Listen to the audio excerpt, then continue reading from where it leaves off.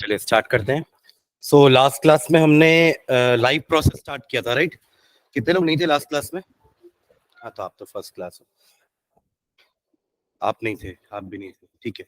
तो first class में हमने देखा था कि कितने टाइप के लाइव प्रोसेस होते हैं और हमें बेसिकली किन में फोकस करना है इस चैप्टर में। तो life process as the name suggest हमारे लाइफ में होने वाले अलग अलग टाइप के functions, processes which is required to sustain our life, है ना। जिंदा रहने के लिए ये प्रोसेस हमें करने होंगे। अगर हम इसमें से एक भी प्रोसेस अगर नहीं करते हैं तो we won't be alive, right. तो वो हमारे 4 एसेंशियल लाइफ प्रोसेस होते हैं, जिसमें पहला होता है आपका न्यूट्रिशन, खाना खाना, उसका यूटिलाइजेशन करना। सेकेंड होता है रेस्पिरेशन, खाना जो हमने खाया उससे एनर्जी बनाना। तीसरा होता है आपका ट्रांसपोर्टेशन, कि ये जो खाना और ये जो ऑक्सीजन लिया है इसको हर सेल्स तक पहुंचाना। और चौथा, जो अनवांटेड है चीजें, वेस्ट, उसको बाहर निकालना, excretion. These are the 4 essential life processes in our body, ठीक है। इसके अलावा एक प्रोसेस और होता है जिसको हम रिप्रोडक्शन बोलते हैं। वो एसेंशियल लाइफ प्रोसेस नहीं है, it is a life process but not essential for living. हाँ, दो it is essential for our generation, अगर हम अपने जनरेशन को बढ़ाना चाह रहे हैं तो वो एक प्रोसेस एसेंशियल है, otherwise it is not essential for your living. समझ रहे हैं? तो हमने पहला लाइफ प्रोसेस स्टार्ट किया था, दैट वाज न्यूट्रिशन। स्टार्ट कर दिए थे ना न्यूट्रिशन। न्यूट्रिशन क्या होता है? It is not just in taking of food, it is in taking of food plus its utilization. Utilization मतलब खाना खाने के बाद उसको पचाना, फिर उसको सेल्स तक पहुंचाना, ये सब आपके न्यूट्रिशन के अंदर आता है। एंड अनडाइजेस्टेड फूड को बाहर निकालना, this also comes under nutrition, ठीक है। तो हमने 2 टाइप के न्यूट्रिशन पढ़ने इस चैप्टर में। पहला है प्लांट न्यूट्रिशन, कि प्लांट कैसे अपना न्यूट्रिशन कैरी आउट करते हैं। और दूसरा हमें पढ़ना है एनिमल न्यूट्रिशन। एनिमल में भी मल्टी सेलुलर का अलग पढ़ेंगे हमारा, एंड यूनिसेलुलर का अलग पढ़ेंगे, जैसे अमीबा, छोटे ऑर्गेनिजम्स, है ना। ये जितने भी लाइफ प्रोसेस होते हैं ना, सबके लिए अलग अलग सिस्टम होता है। हमने पढ़ा है ना, cells combine to form tissues, 10 tissues combine to form organs, organs combine to form organ system. तो ये अलग अलग ऑर्गन सिस्टम हमारी बॉडी में है, अलग अलग लाइफ प्रोसेसेस के लिए। एंड लास्ट, सारे ऑर्गन सिस्टम अगर एक साथ मिल जाए तो वो क्या बना लेते हैं? ऑर्गेनिज्म। ये तो अपन ने 9th में ही पढ़ा है ना, इसी हायरार्की में चलता है, cells, tissues, organ, organ system and organism, ठीक है। तो हमने प्लांट न्यूट्रिशन स्टार्ट किया था, जिसमें हमने देखा था कि प्लांट में 2 टाइप के न्यूट्रिशन हो सकते हैं, एक फोटोसिंथेटिक, एक कीमोसिंथेटिक। उसके पहले अगर अपन एक और पार्ट देखें तो उसमें था ऑटोट्रॉपिक एंड हेटरोट्रॉपिक। ऑटोट्रॉपिक्स में प्लांट आ जाएंगे विच प्रिपेयर देयर ओन फूड, तभी ऑटोट्रॉपिक बोल रहे हैं अपन, सेल्फ ऑटो स्टार्ट, राइट। और दूसरा है heterotrophic which depend upon other living organism for their food, जैसा कि हम। प्लांट न्यूट्रिशन में 2 टाइप के देख लेते हैं, फोटोसिंथेटिक एंड कीमोसिंथेटिक। फोटोसिंथेटिक हमने चालू भी किया था कि फोटोसिंथेसिस में होता क्या है। Green plants, they take carbon dioxide and water as a raw material, फिर उनको एनर्जी भी चाहिए होती है, दो वो उसको लेते हैं in the form of sunlight. और होता कहाँ है, उनका किचन कहाँ है? क्लोरोप्लास्ट में। क्लोरोप्लास्ट अपन ने पढ़ा ना, एक तरह का ऑर्गेनली, इसको अपन किचन बोलते हैं। सेल का क्या है वो?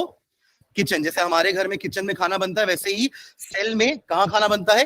क्लोरोप्लास्ट में। तो क्लोरोप्लास्ट हो गया किचन ऑफ द सेल। वहां पे भी कहाँ बनता है? चूल्हे में बनता है ना, तो वहां हो गया क्लोरोफिल, जहां खाना बनेगा, ठीक है। बिकॉज क्लोरोफिल ही है जो सनलाइट को ट्रैप करके रखती है। हमने देखा था कि 2 पार्ट में फोटोसिंथेसिस रिएक्शन होता है, 2 फेज में फोटोसिंथेसिस रिएक्शन होता है। फर्स्ट फेज को हम कहते हैं लाइट फेज, जो लाइट डिपेंडेंट फेज है, फोटो फेज है।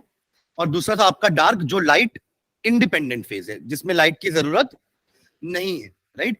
तो लाइट वाले फेज में हमने क्या देखा था कि ये आपका ग्रेना रीजन में होता है। आपका क्लोरोफिल में 2 पार्ट होता है, एक ग्रेना और एक स्ट्रोमा।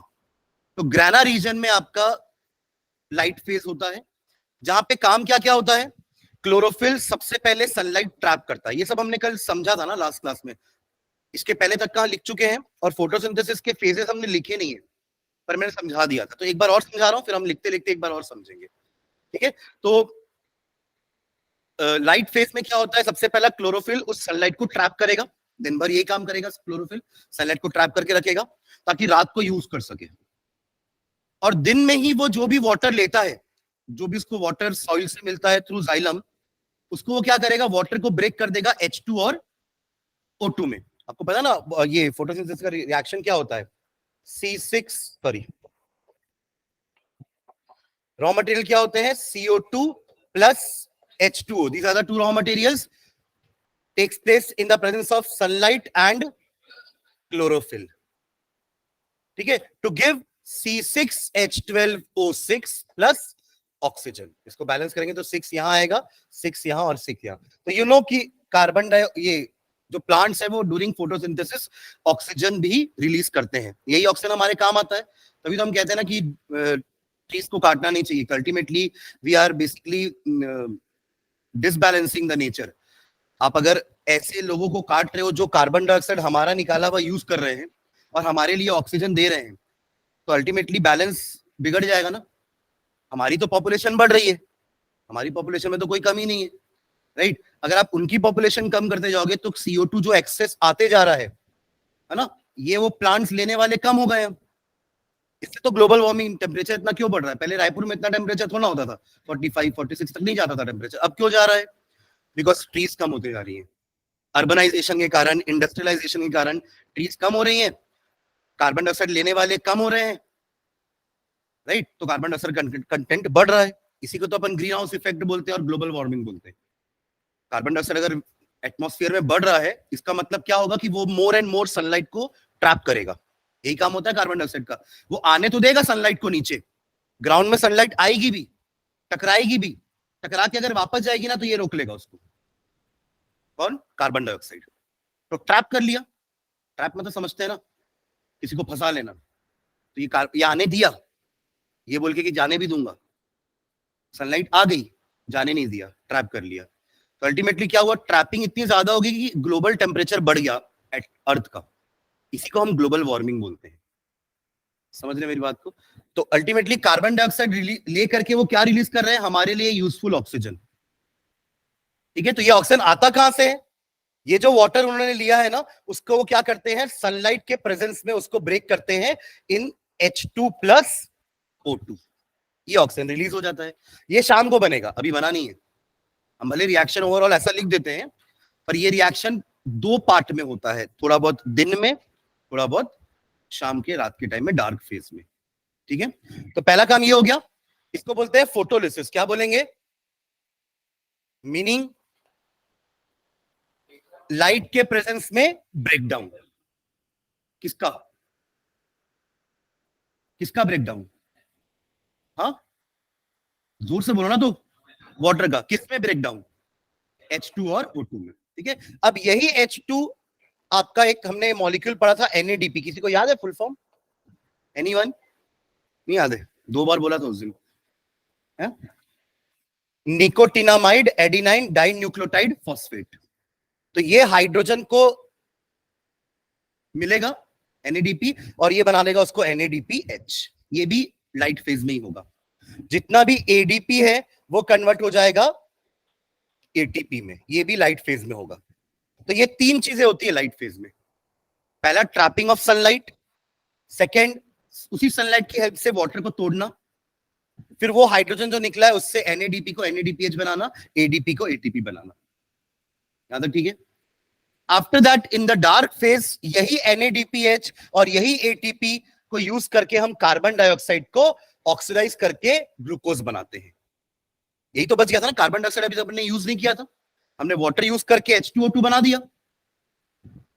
CO2 बचा है ना अभी भी, और O2 तो बन चुका है, ये बचा है बनना. तो ये अब इन दोनों मिलके डार्क फेज में बनेंगे.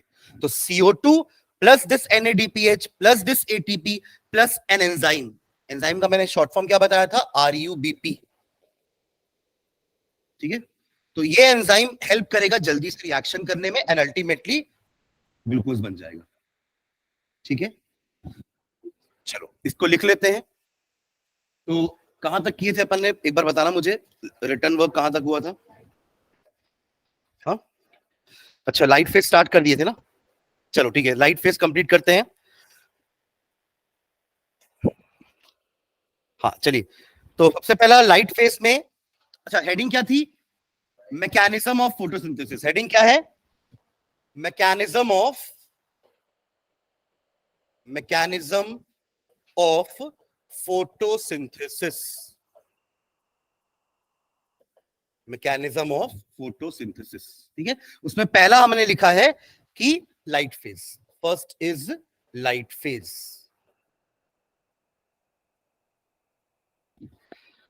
इसका एक और नाम भी लिखे थे ब्रैकेट में शायद, क्या नाम लिखे थे? फोटोकेमिकल फेज, क्योंकि लाइट के प्रेजेंस में केमिकल रिएक्शन हो रहा है, तो फोटोकेमिकल फेज, राइट। चलो इसमें लिखते हैं। अब इसमें भी तीन चीजें होने वाली है ना। तो सबसे पहले फर्स्ट, देखो कैसे नंबरिंग दे रहे हैं ना अपन, इसको ए दिया हूं, अंदर के चीजों को रोमन लेटर में नंबर दे रहा हूं, ठीक है। चलो first, absorption of light energy, absorption of light energy by chlorophyll, यहां तक लिख लिए थे। सेकंड पॉइंट मतलब वाटर कन्वर्जन भी कर दिए थे क्या? अच्छा ठीक है, जो नहीं लिखा एक बार वापस रिपीट कर रहा हूं, है ना। चलो, तो absorption of light energy by chlorophyll, ठीक है। इसमें लिखो, it takes place in grana region, it takes place in grana region. ये जो प्रोसेस है ये कहां होता है? ग्रेना रीजन में, आपके क्लोरोप्लास्ट के ग्रेना रीजन में। अंदर ऑर्गेनली है ना क्लोरोप्लास्ट, उसके अंदर एक पार्ट होगा उसका ग्रेना, ठीक है। तो it takes place in grana region of chloroplast, grana region of chloroplast. ये सौम्या कौन है? सौम्या कौन है?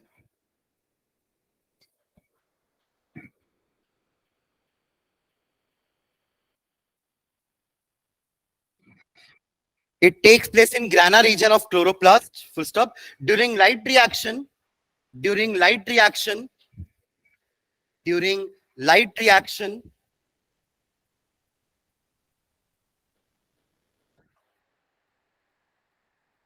sunlight is trapped by chlorophyll. During light reaction, during light reaction, sunlight is trapped by chlorophyll.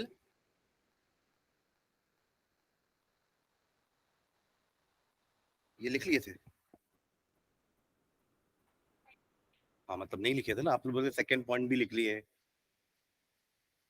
अच्छा, कन्वर्जन ऑफ लाइट एनर्जी लिखे, वो भी अच्छा हेडिंग लिखे थे, ठीक है कोई बात नहीं। तो क्या लिखे? It takes place in grana region of chloroplast during light reaction, sunlight is trapped by chlorophyll, sunlight is trapped by chlorophyll.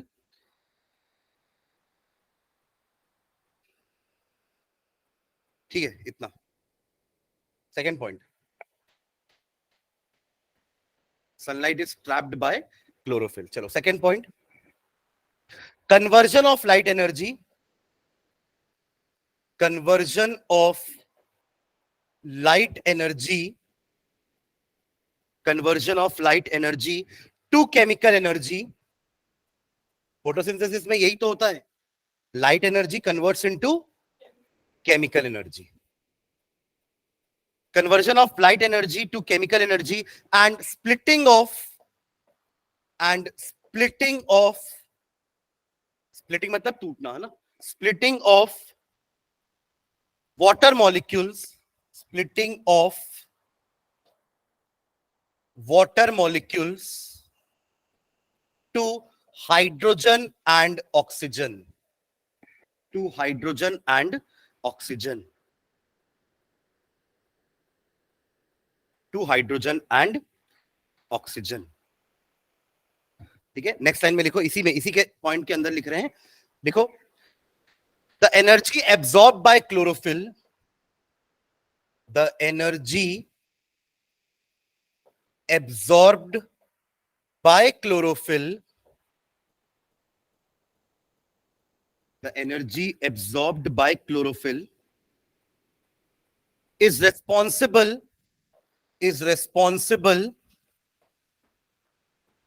for carrying out, is responsible for carrying out following three functions, following three functions, following three functions। ये जो हमने ऊपर light energy absorb करा है ना chlorophyll ने, उस light energy से क्या क्या करने वाले हैं हम, ठीक है। तो फॉलोइंग 3 फंक्शन, पहला लिखेंगे, ऐसे एरो करके दे देना, कुछ बुलेट बना देना। पहला होगा formation of ATP, formation of ATP, adenosine triphosphate, है ना। इसमें हाइफन डाल के लिखेंगे एक line, for formation of ATP, ये इसका फुल फॉर्म भी लिख लेना एक बार, for formation of ATP, bracket में इसका फुल फॉर्म लिख रहा हूं मैं, एडिनोसाइन ट्राइफॉस्फेट।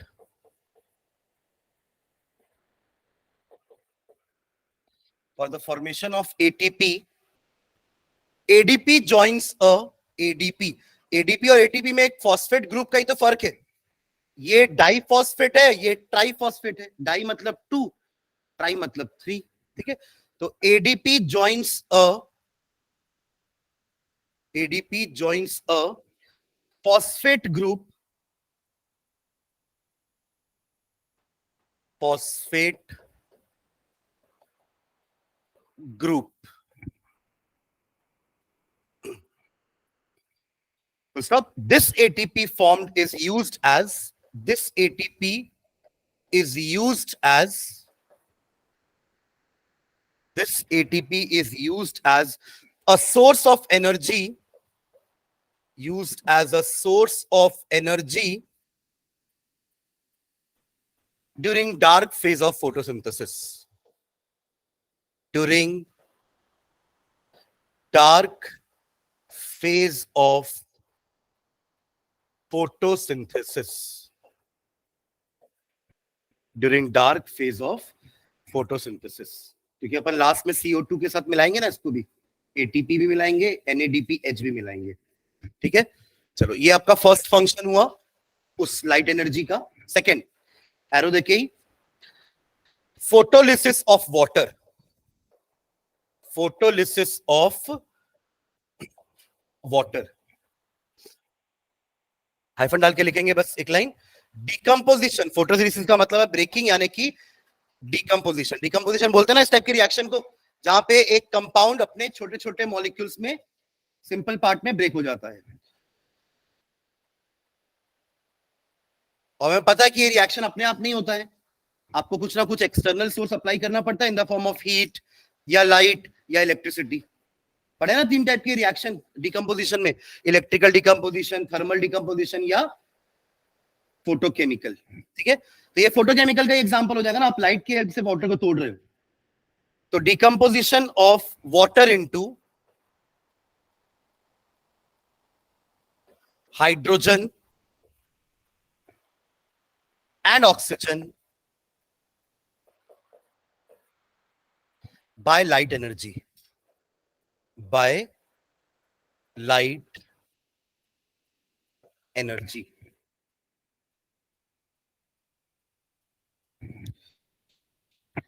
ठीक है। तो इससे अपने को ऑक्सीजन मिल जाएगा as a by product. Oxygen क्या है?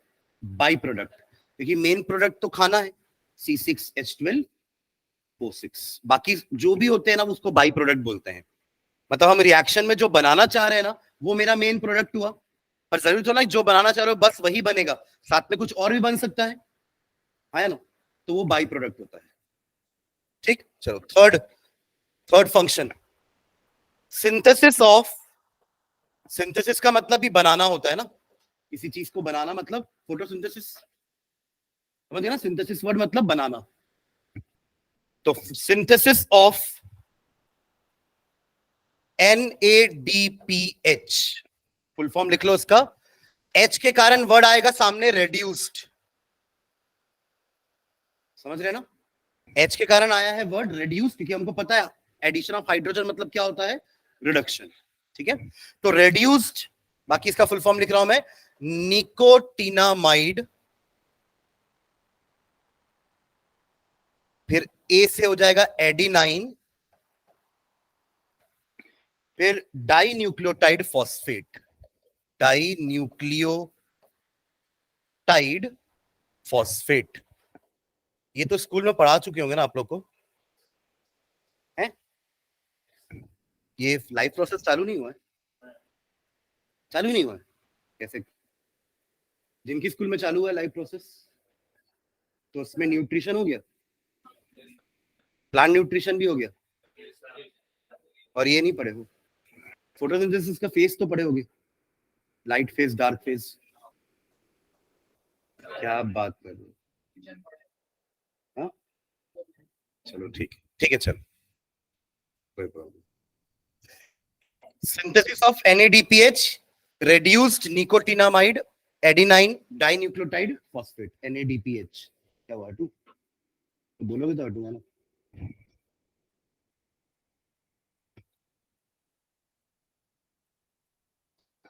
ठीक है, ये भी अपन NADP से बनाएंगे। चलो इसमें हाइफन डाल के लिखो, the released hydrogen, the released hydrogen, जो हाइड्रोजन अभी रिलीज हुआ है, द रिलीज्ड हाइड्रोजन, ऑक्सीजन तो निकल गया ना एयर में हमारे लिए, the released hydrogen from water, the released hydrogen from water are made available to NADP, are made available to NADP and reduces it to NADPH, and reduces it to NADPH। ठीक है, इतना हुआ light phase का।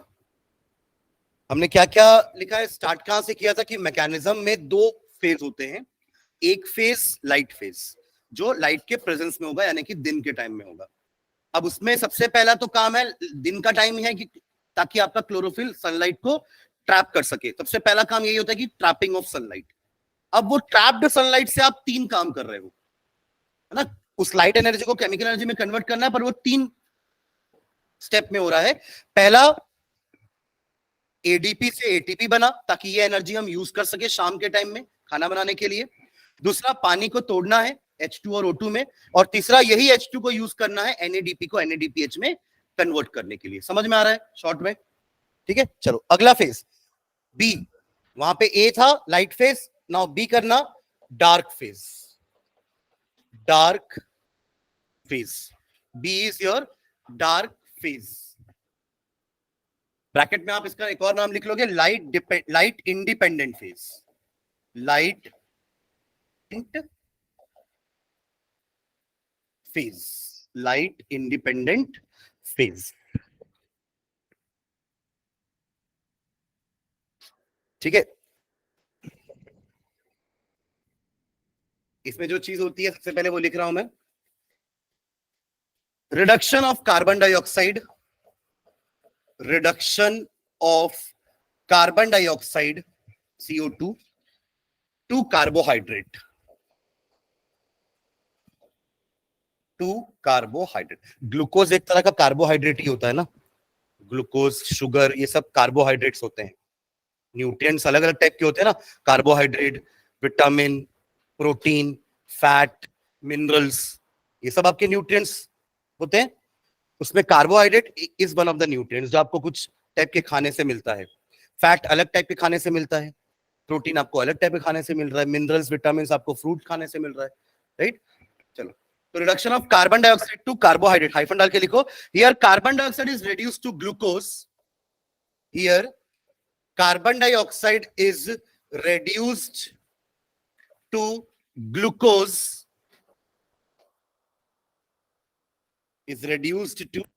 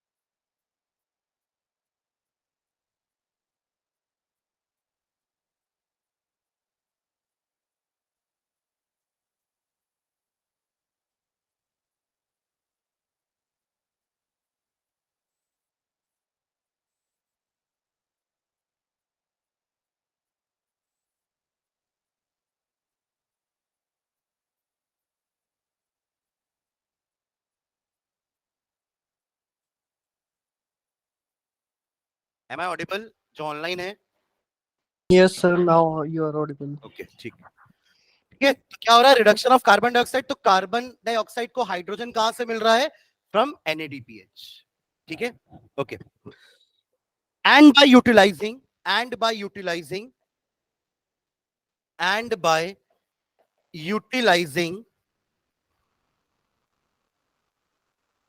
chemical energy and by utilizing chemical energy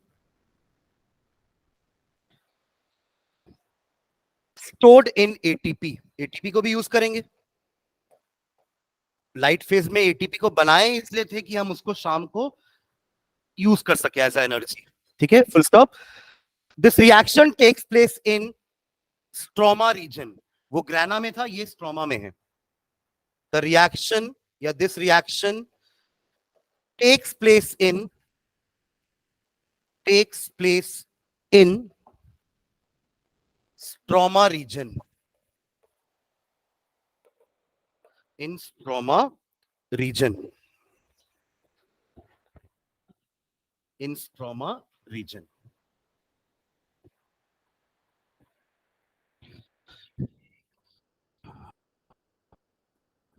ठीक है, next line में लिखना, एक लाइन और फिर रिएक्शन लिखते हैं। ATP and NADPH, ATP ATP जो बना चुके अपन पहले ही, ATP and NADPH, ATP and NADPH formed during light reaction, ATP and NADPH formed during light reaction या light phase combines with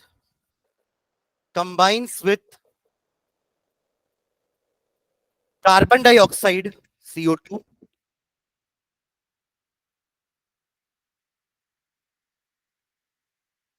in presence of a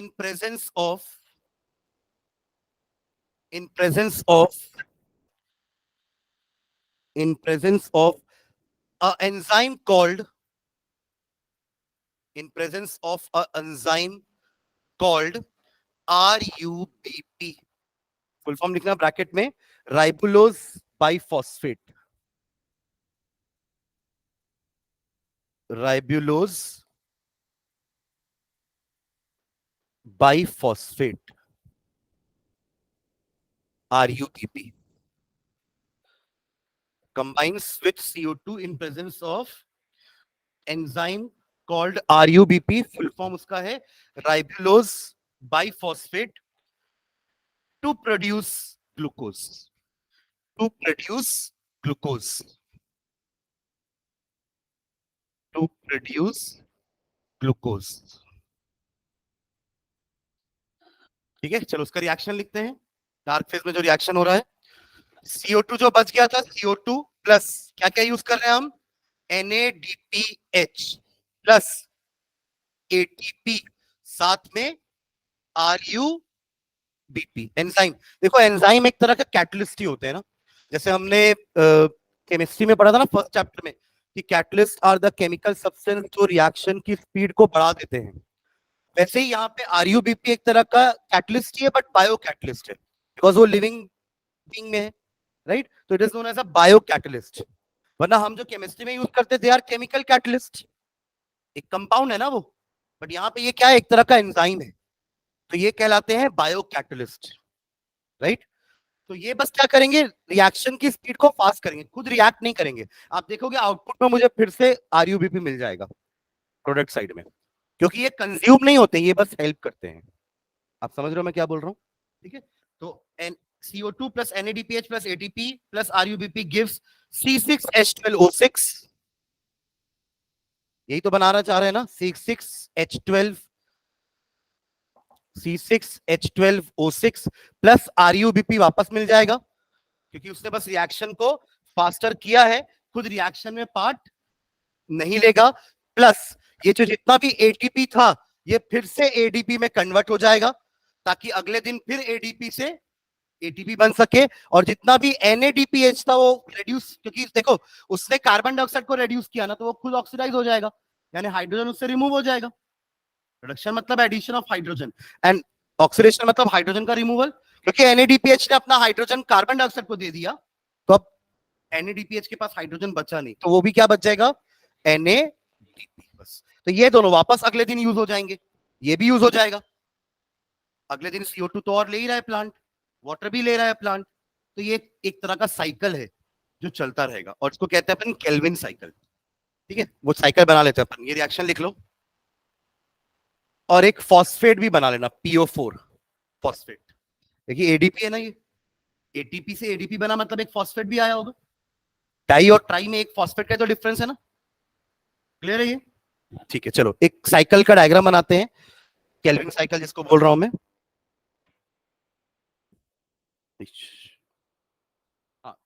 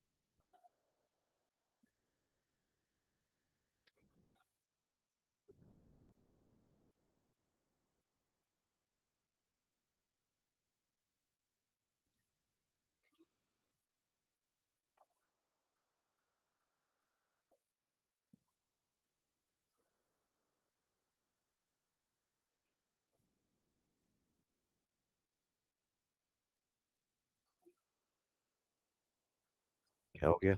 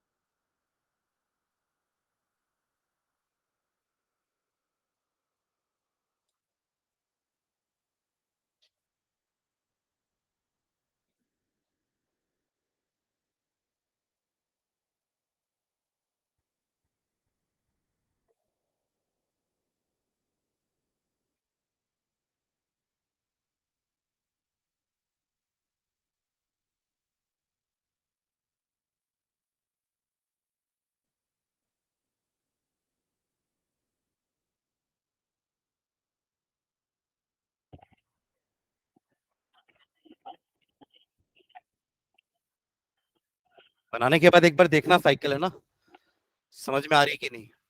जो हमने अभी इतना पूरा लिखा है ना, सेंटेंस इतने सारे, उसी को एक डायग्राम के फॉर्म में समझा रहे हैं।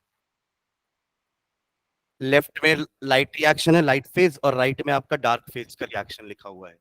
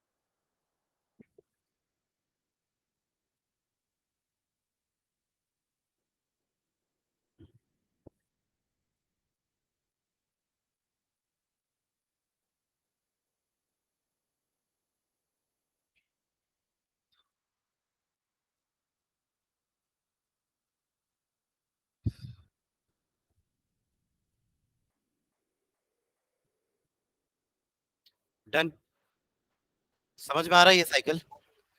देखो अगर ध्यान दोगे तो लेफ्ट साइड का पहले देखते हैं, ठीक है? लेफ्ट साइड में क्या हो रहा है? रिएक्शन हो रहा है आपका, सनलाइट अब्सॉर्ब किया किसने? क्लोरोफिल ने। फिर वही लाइट से हमने क्या किया? हाँ, वाटर को ब्रेक किया और ऑक्सीजन रिलीज हो गया, है ना? वही हाइड्रोजन और जो भी प्लांट्स के पास मिनरल्स होंगे उनको यूज करके एडीपी एटीपी बना और एनएडीपी एनएडीपीएच बना।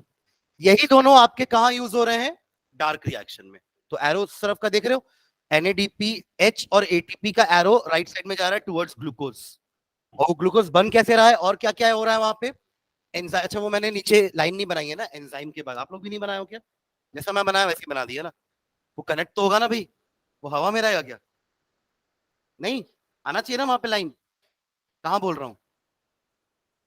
हाँ, एंजाइम भी तो आपके डार्क रिएक्शन में कंट्रीब्यूट करता है ना। कितने लोगों ने बना दिया था लाइन? अच्छा, ठीक, ठीक है। तो डार्क रिएक्शन में एंजाइम ने कार्बन डाइऑक्साइड का रिएक्ट करके एटीपी एनएडीपीएच को यूज करके ग्लूकोज बनाया और क्या रिलीज किया? ADP NADP. ठीक है, क्लियर है ये? ठीक है, तो ये आपका पूरा कंप्लीट केल्विन साइकिल डन। तो इतना है आपका ऑटोट्रॉपिक न्यूट्रिशन। चलिए नेक्स्ट लाइन डालना, heterotrophic nutrition. Heterotrophic nutrition, heterotrophic nutrition.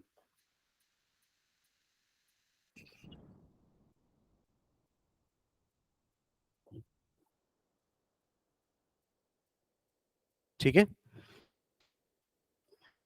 कोई कुछ बोला क्या सर करके? कुछ बोले? इसमें हम अब हमारा न्यूट्रिशन आएगा इसमें, ठीक है? अब हेटरोट्रॉपिक में भी ना दो तीन टाइप के न्यूट्रिशन होते हैं। एक होता है saprotrophic, saprotrophic.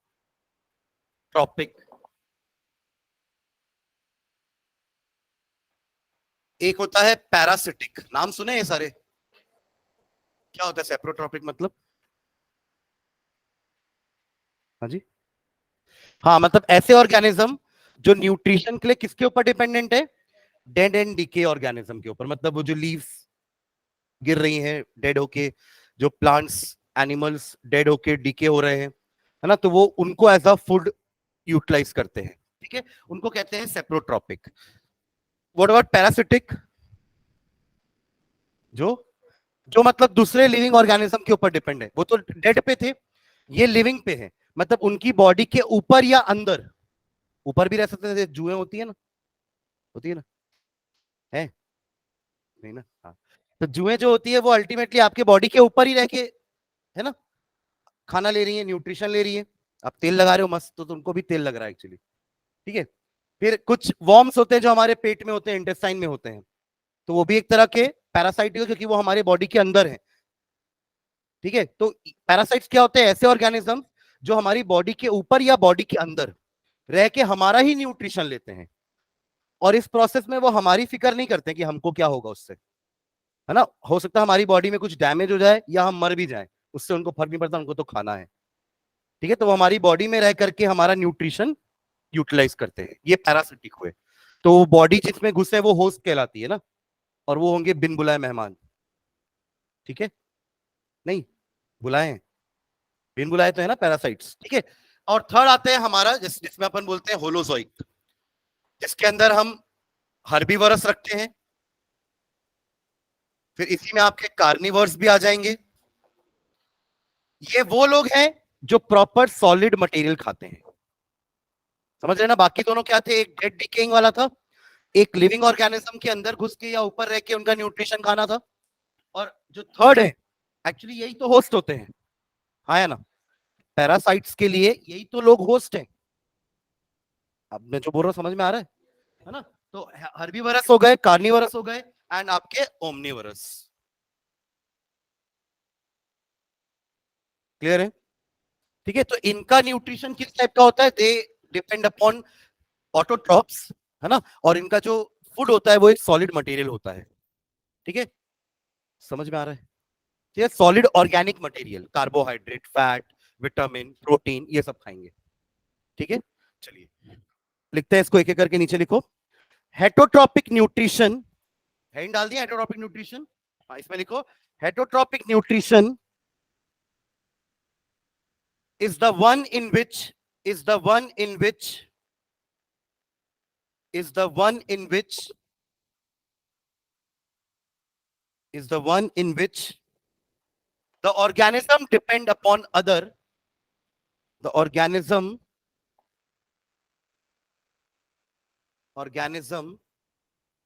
depend upon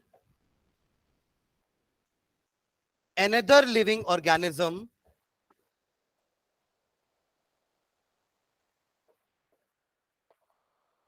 for their food, for their food। ठीक है, फुल स्टॉप। नेक्स्ट लाइन में, on the basis of nature of food, अब फूड कैसा है नेचर में, ऑन द बेसिस ऑफ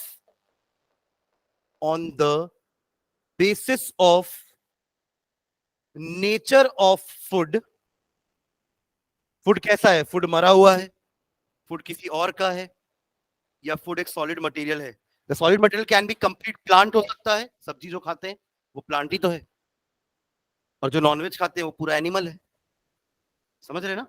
तो depending upon the nature of food, कि हमारा खाने का नेचर कैसा है। ठीक है, तो depending upon the basis of nature of food, heterotropic nutrition is of following types.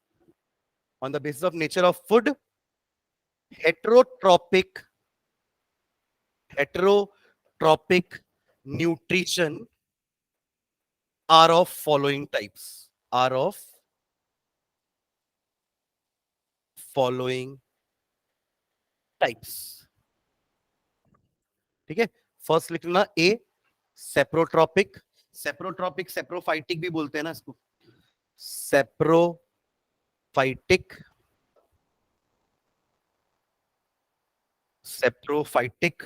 Nutrition. ठीक है, एक लाइन लिखते हैं, एग्जांपल लिखते हैं, कौन से ऐसे ऑर्गेनिज्म होते हैं। Saprophytic nutrition. ठीक है, इसमें लिखेंगे they get their food supply they get their food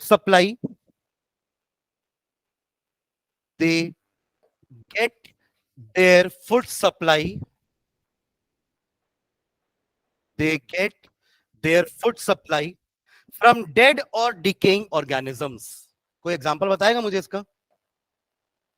from dead and decaying fungi, ठीक है, ऑर्गेनिजम्स। ठीक है, चलो एग्जांपल लिख लेना इसमें, bacteria, fungi, bacteria and fungi.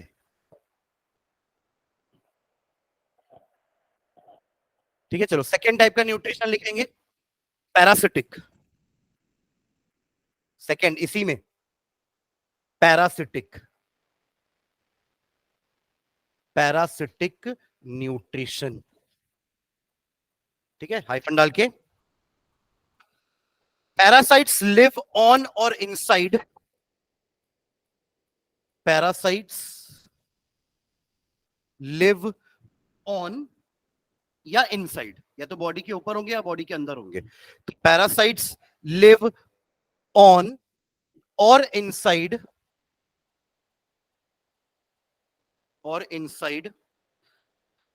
the body of another living organism, inside the body of another living organism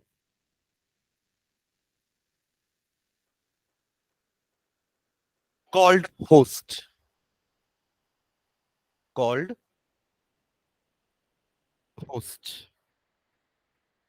full stop। they absorb the food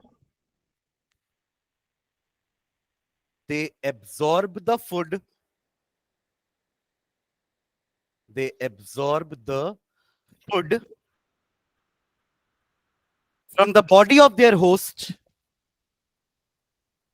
from the body of their host from the body of their host, and they may damage or even kill it, and they may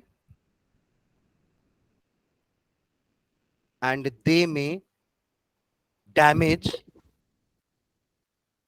or even kill it, even kill it in the process. In the process. क्या process? खाना खाने के process में वो सामने वाले host को मार भी सकते हैं या कोई नुकसान भी पहुंचा सकते हैं, डैमेज कर सकते हैं. ठीक है, इसका एग्जांपल लिख लो.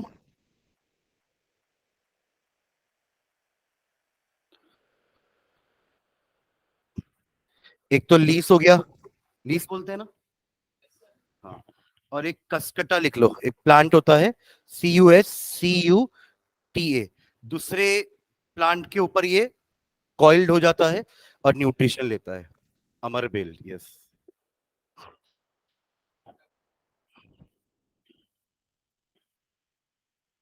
ठीक है, तो ये दो टाइप के न्यूट्रिशन. थर्ड है हमारा holozoic.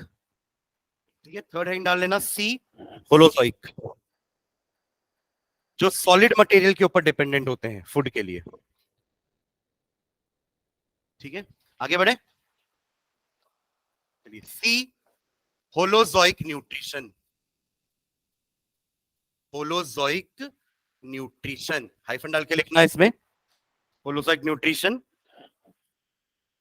In this, organism feed exclusively on. In this, organism feed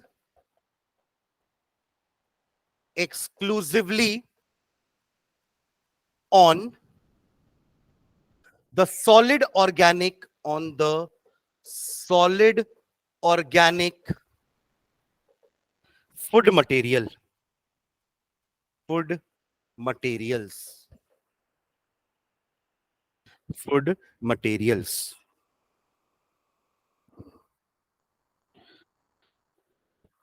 ठीक है, अब इनमें भी तीन डिवीजन जो हमने हर्बीवरस, कार्निवरस और ओमनिवरस किया था, वो क्या था कि उनके फूड का टाइप, सोर्स. अगर उनका फूड का सोर्स प्लांट्स हैं तो हर्बीवरस, अगर उनका फूड का सोर्स एनिमल्स है तो कार्निवरस, और अगर दोनों ही हैं तो ओमनिवरस. तो चलो नेक्स्ट एक लाइन लिखना. Depending upon the source of food, depending upon the source of food, depending upon the source of food, these are of following types. These are of following types. ठीक है, फर्स्ट लिख लो इसमें ऐसी bullet arrow मार के. Herbivores या herbivores, hyphen डाल के बस लिख लेना. Direct plant feeding heterotrophs. Direct plant feeding heterotrophs. Second carnivorous या carnivores,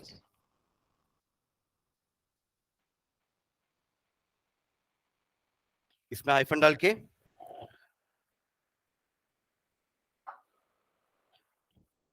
derive food from animals. And third, omnivores feed upon both plants and animals. Feed upon both plants and animals. ठीक है, इसका example देने की जरूरत है क्या?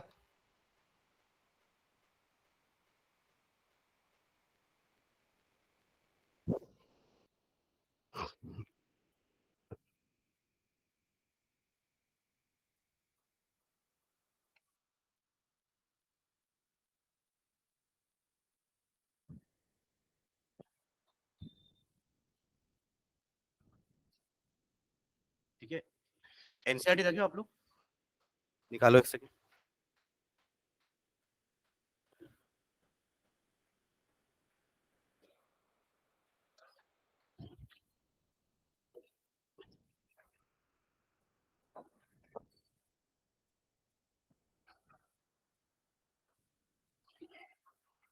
है आपके पास?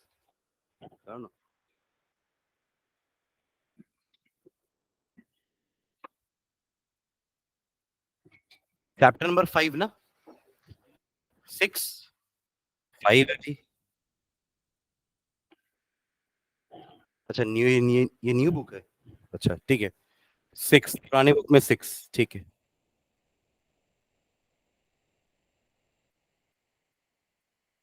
नहीं मिला? हाँ, लाइफ प्रोसेस में देखो एक एक्टिविटीज कुछ दी हुई हैं, को देखते हैं पहले। देखो, न्यूट्रिशन मिला, न्यूट्रिशन के बाद देखो एक फिगर 5.1 होगा, वही था पीछे, दिख रहा है फिगर 5.1 सबको? That is a cross section of a leaf, everyone can see. ऊपर एक पत्ती बनी हुई है, फिर पत्ती में एक ऐसा एक पॉइंट लिया है, उसमें गोला लगाया है और वो गोले को नीचे जूम कर दिया है।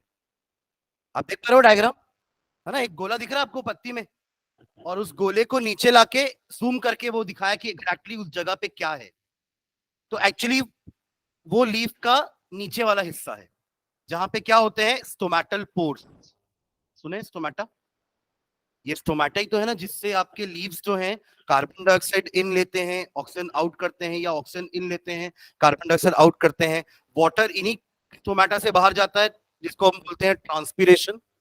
ट्रांसपीरेशन सुने? It is the loss of excess water. ठीक है, आपके लीव्स में अगर एक्सेस वाटर होगा तो it will be taken out, या it will be given out by stomata only. तो वही उसी का नीचे का एक पार्ट का दिया है कि क्या क्या सेल्स होते हैं वहां पे। तो आप देख रहे हो नीचे आपका एक है अपर एपिडर्मिस, मतलब पूरे एक लीफ का क्रॉस सेक्शन है ये।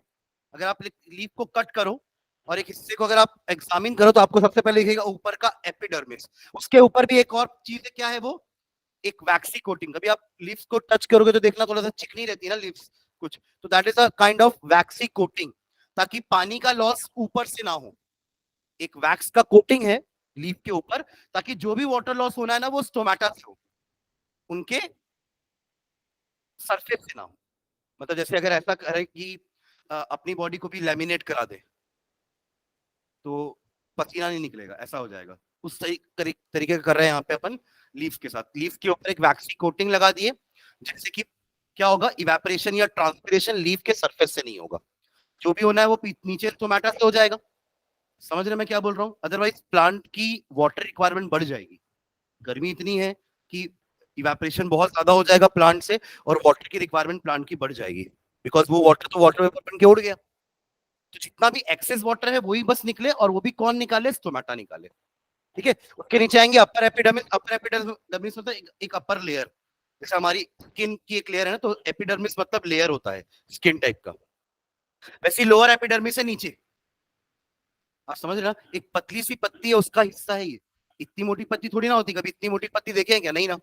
कोई पतली पत्ती ही है, उसी का माइक्रोस्कोपिक व्यू है ये। ठीक है, आपको दिख रहा होगा बीच में सेल्स हैं, क्लोरोप्लास्ट दिख रहा है, थोड़ा हल्का सा ग्रीनिश कलर किया जान करके, क्योंकि chloroplast is a chloroplast contains chlorophyll which is a green coloured pigment. थोड़ा ग्रीनिश लुक दिया है वहां पे। बीच बीच में एयर स्पेस है, वही आपके पेरेन्काइमास पढ़े थे ना अपन, पेरेन्काइमा, कोलेनकाइमा, स्क्लेरेन्काइमा। तो पेरेन्काइमल सेल है जहां पे बीच बीच में एम्प्टी स्पेसेस है ना। उसके नीचे आएंगे तो आपको दिख रहा होगा गार्ड सेल्स। ये गार्ड सेल्स की हैं जो आपके स्टोमेटा को ओपन और क्लोज होने में हेल्प करते हैं। जैसे अगर ये आपका स्टोमेटल ओपनिंग है तो इसको गार्ड करते हैं आपके गार्ड सेल्स। ठीक है, जब ये इसमें पानी भर जाता है ना गार्ड सेल्स में, तो ये स्वेल हो जाते हैं। जैसे ऑस्मोसिस होता था ना, ऑस्मोसिस में क्या होता है, अगर सेल के अंदर पानी गया तो सेल फूल जाएगा। जैसे वो आप कटोरी में अगर किशमिश डाल दो तो वो किशमिश फूल जाती है ना, क्योंकि पानी पूरा किशमिश के अंदर चला गया। This is known as endosmosis. यही फुली हुई किशमिश को आप एक सॉल्ट सॉल्यूशन में डाल दो तो वो पूरा पानी उसका बाहर आ जाएगा, सिकुड़ जाएगी, श्रिंक हो जाएगी, एक्सोऑस्मोसिस। यहाँ भी वही हो रहा है, जब पानी एक्सेस हो जाएगा ना तो गार्ड सेल्स में पानी भर जाएगा, तो ये क्या हो जाएंगे, स्वेल हो जाएंगे। और जब ये स्वेल होंगे ना तो स्टोमेटा को ओपन कर देंगे खुल करके। देखो यहाँ पे दिया हुआ है अगले पेज में स्टोमेटा का ओपनिंग एंड क्लोजिंग, देखा फिगर 5.3, फिगर 5.3 एवरीवन देख रहे हैं। इसमें देखो आपका लेफ्ट में स्टोमेटा ओपन है क्योंकि वो स्वेल हो गया है। तो देखो आपको वो ओपनिंग खुली भी दिख रही है। हाँ, एक बार वो ओपनिंग खुलेगी ना तो यहीं से पानी बाहर जाएगा, यहीं से CO2 अंदर आएगा, यहीं से O2 बाहर जाएगा। जैसे ही पानी का लॉस हो गया पूरा तो वो श्रिंक हो जाएगा। अब दूसरा फिगर देखो, उसी का बी पार्ट श्रिंक हो गया तो देखो ओपनिंग लगभग क्लोज हो गई है। Can you see? तो कौन कंट्रोल कर रहा है opening and closing? Guard cells. Guard cell भी के लिए कौन रिस्पॉन्सिबल है? Water, osmosis, endo and ex. पहले एंडो ऑस्मोसिस हुआ, गार्ड सेल स्वेलअप हो गए, leading to the opening of stomata. Stomata open हुआ, पानी का लॉस हुआ, पानी कम हो गया ना, तो अल्टीमेटली गार्ड सेल्स श्रिंक हो गए, leading to the closure of stomata. समझ रहे हैं opening and closing of stomata? हाँ, ठीक है। ओके, कुछ एक्टिविटीज आपकी बुक में दी हुई हैं, जैसे कि एक एक्टिविटी में आपको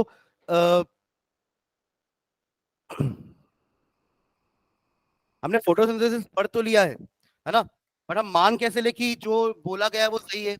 क्या वाकई में प्लांट्स को सनलाइट की जरूरत पड़ती है या नहीं पड़ती है?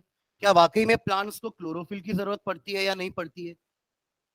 ये भी तो प्रूव करना पड़ेगा ना कुछ एक्टिविटी से। तो एक एक्टिविटी आपकी बुक में एक दी होगी जिसमें अपन को ये प्रूव करना है कि sunlight is necessary for photosynthesis. उसके लिए हम क्या कर सकते हैं? प्लांट्स को एक डार्क रूम में बंद कर देंगे, है ना। पहले से वो प्लांट बाहर था तो उसने फोटोसिंथेसिस कैरी आउट किया होगा। अब आपने उस प्लांट को लेके आया और एक डार्क रूम में 4-5 दिन के लिए बंद कर दिया जहां पे सनलाइट नहीं है।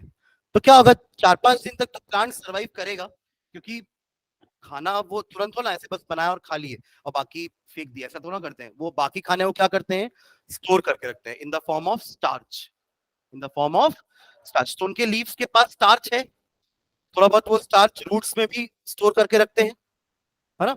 तो ये उन 4-5 दिनों में ये स्टार्च को वो यूज अप करेंगे, राइट। उसके बाद अब आप लीव्स को निकालो 4-5 दिन के बाद, क्योंकि अब तो सारा स्टार्च खत्म हो गया होगा, राइट। तो आप उस स्टार्च को निकालेंगे अपन, और उस लीफ को, तो वो लीफ को निकालेंगे और लीफ की टेस्टिंग करेंगे।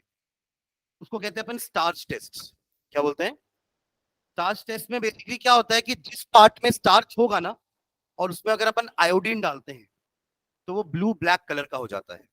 आयोडीन थोड़ा सा ब्लू कलर का होता है, बट स्टार्च अगर डिटेक्ट किया आयोडीन ने तो वो और ज्यादा ब्लू डार्क हो जाता है, ब्लू ब्लैक हो जाता है एक्चुअली। तो this shows the presence of starch. तो इससे ये भी प्रूव होगा, अगर वो लीव्स में स्टार्च होगा तो ब्लू ब्लैक कलर की हो जाएगी। दिस शोस दैट कि क्या लीव्स में ही खाना बनता है। ये भी तो प्रूव करना पड़ेगा, नहीं खाना एक्चुअली लीफ में ही बनता है कि नहीं बनता है। M I clear? सनलाइट के लिए अपन क्या कर सकते हैं कि एक लीफ लिए, उसके एक पार्ट में अपन ने ब्लैक पेपर लगा दिया, वो लीफ बाहर ही है, बाहर मतलब एटमॉस्फेयर में है, उसको सनलाइट मिल रही है, बट इतने पार्ट को नहीं मिल रही है। क्यों नहीं मिल रही है? क्योंकि इतने पार्ट में मैंने एक ब्लैक कलर का स्ट्रिप लगा दिया है, तो इतने पार्ट को नहीं मिलेगी, बाकी पार्ट को तो सनलाइट मिल रही है ना, तो ये तो खाना बनाएंगे, आया ना। ये नहीं बना पाएगा क्योंकि सनलाइट नेसेसरी होता है फॉर फोटोसिंथेसिस, पर वो अपन को प्रूव करना है। ठीक है, थोड़े समय के बाद आप इस लीफ का स्टार्च टेस्ट करो, तो आपको यहाँ पे स्टार्च मिलेगा, यहाँ स्टार्च मिलेगा, यहाँ स्टार्च नहीं मिलेगा, क्योंकि इस पार्ट ऑफ द लीफ ने खाना बनाया ही नहीं।